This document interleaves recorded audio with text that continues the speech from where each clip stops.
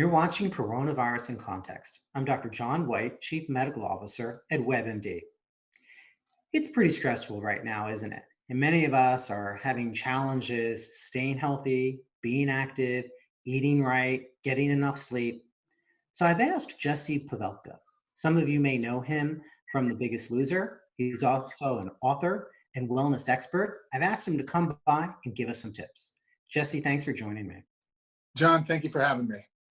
I told you how we did a survey at WebMD a few weeks ago, and we found that most people are gaining weight. That's not surprising, is it? Yeah. Some of people are 10 pounds, some are 20 pounds, and we know that often weight gain can cause problems later on. So how are you advising people? What do they do to stay healthy during these stressful times? Yeah, I think that no doubt the impact that these times have on us is going to be expressed in a variety of ways. If you are someone that struggles with weight, issues around food, then those issues are going to be amplified. And I think the most important piece really is the awareness piece and just understanding who you are, how you operate. And then just in any given moment, as you walk into the kitchen, as you walk into the living room to do your virtual exercise, just being really aware of how you're feeling, how you're doing. I think that's a starting point for a lot of people in this situation. And I kind of, we could predict, in crisis, some of our best assets surface, some of our worst. And I think that because of, again, what we've been presented with, maybe the not so positive behaviors tend to get turned up, and so I'm not surprised by it. And you mentioned virtual exercise.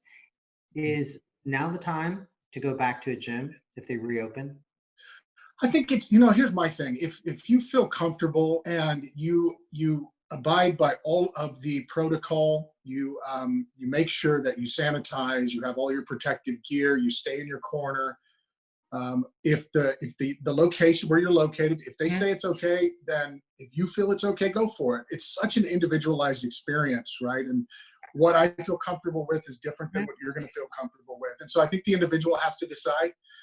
Peace of mind is important. And if you are experiencing a lot of fear going into the gym, it's going to impact you in the kitchen. It's going to impact how you feel each and every day. So if you can do it, go for it. If it feels overwhelming, maybe take a step back and continue with the virtual training. What's Jessie Pavelka doing for exercise right now?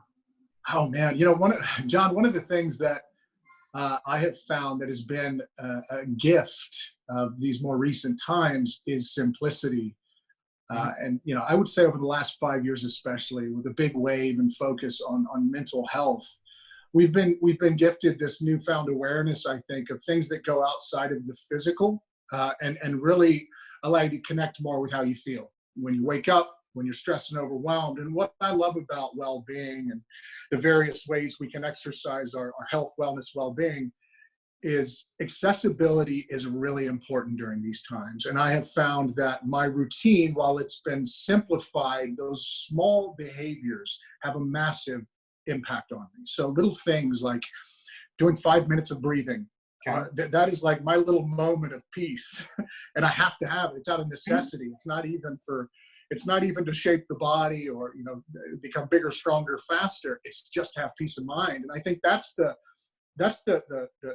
kind of shift in perception, I think that a lot of people have right now, like small is big. And so my wellness routine has been reduced down to these little moments, 5 minutes of breathing, 5 minutes getting out of the head and into the body, going for a walk. And those 5 minutes mean a lot to me right now. So I would say for those that are struggling, the message is simplify, right? Find those little bite-sized moments to engage in your health in a very simple way. And just notice the impact. That's the other piece of this, is like, just get familiar with what it's like when you are sitting at your desk, you're in your head, and then you transition to going for that 5 minute walk. Notice the impact that it has. You espouse these 4 tenets or 4 principles as part of wellness and in terms of what you're trying to do to help people. Let's walk through those 4 tenets. Yeah, so it's eat, sweat, think, and connect. Let's start with connect. What do you mean by connect? Yeah, so connect it happens in, we'll say 3 ways for now. You have connection to the self, which I talk about in my work. And connection to the self is achieved through all the behaviors that get you feeling strong, get you feeling at your best, so that you can go out into the world and feel good about your contribution. So you have connection to the self that is achieved through the food that you eat, the way that you move, paying attention to your thought life, and engaging in any mental and emotional well-being practices that get you feeling more positive, more calm, and then there's connection to another person, right? So the way I look at it is, this is an inside-out game. Making sure that your side of the street is clean, making sure that you're engaging in the behaviors that allow you to feel good, gives you the opportunity to then go out into the world and support other individuals, or reach out for help, through other individuals as well. So there's connection to the self, connection to another person or a group as well. The third point I'll highlight really quick, and this has been a really, during this time, I've seen it come to life, is connection to something greater than you. And that can be achieved in a variety of ways. But I think acts of service, those are acts of service are much bigger than you. So getting out of yourself, getting into service, supporting people in need is such a gift you can give others, but also give back to yourself. So we have connect, we have eat. What do you recommend in terms of nutrition? What's in your refrigerator? I'm pretty lucky because, I come from a sports background, so nutrition was always a big part of performance for me. So I've got a nice looking refrigerator. I have plenty of fruits and vegetables. I've got my lean proteins. And for me, it's just a way of life for me. I don't have to focus too much on food. I don't have to weigh or measure. And that's freedom.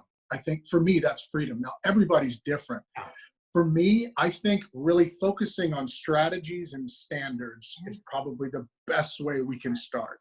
So give me 3 tips that we can give.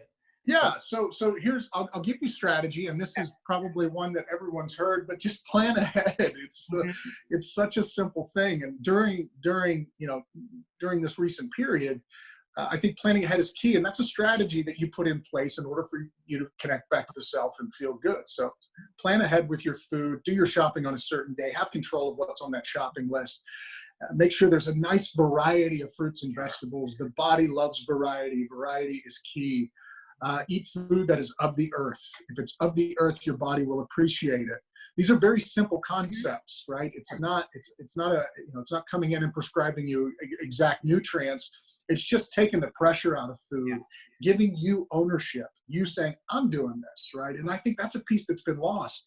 We feel as though we have to find a coach, or we have to engage in a program in order for it to work. But the reality is, set a standard of living for yourself around eat, sweat, think, and connect, which we're going to talk about the other 2 in a second. And let that be your standard. Let that be your style of life. Let's talk about sweat. We talked a little bit about that.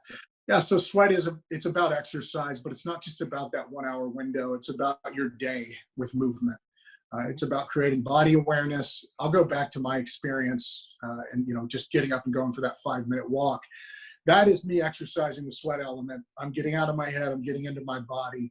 And for me, that's really key. It gives me peace of mind. It gets my body moving. It gets my lymphatic system going. It gets my metabolism going, my circulatory system going. So there is a knock-on effect of just by engaging in that 5-minute walk. But the sweat element is really an overall awareness of how much you're moving when you, and creating that awareness in those moments after being plugged into meeting after meeting after meeting, stepping away, and just going for a 5-minute walk. And that last component was think. Think, yes. This one for me was the game changer. Think and connect. I think a lot of us, when we look at eat and sweat historically, you can quantify it. There's a lot of diets and exercise programs out there, and that's how we understand it. But think and connect are really the game changer for people.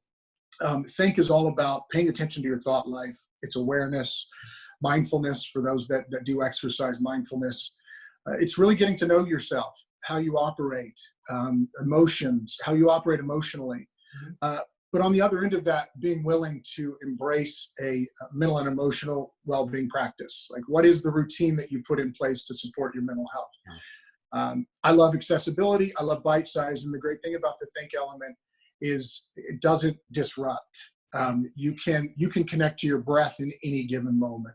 You can create awareness in any given moment. You can write down a gratitude list in 30 seconds. You can write down how you're feeling in a short amount of time. And the think element is accessible. It is just you being willing enough to create awareness and then engage in some of these tried and tested techniques to get you from a negative state to a positive state.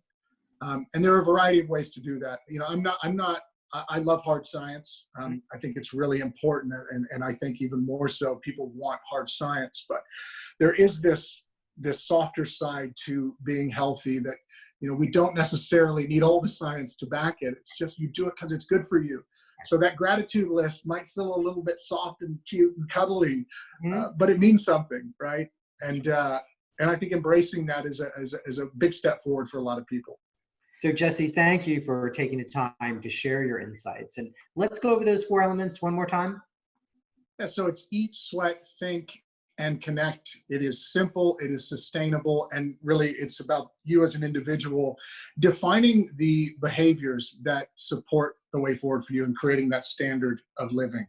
And, you know, I think for all the people that I've worked with, it's really been a game changer. It's changed the way that they look at their own well-being, and it's given them a real simplified how-to. Terrific. Well, thank you, Jessie. Thank you, John. I appreciate it. And thank you for watching. I'm Dr. John Whyte.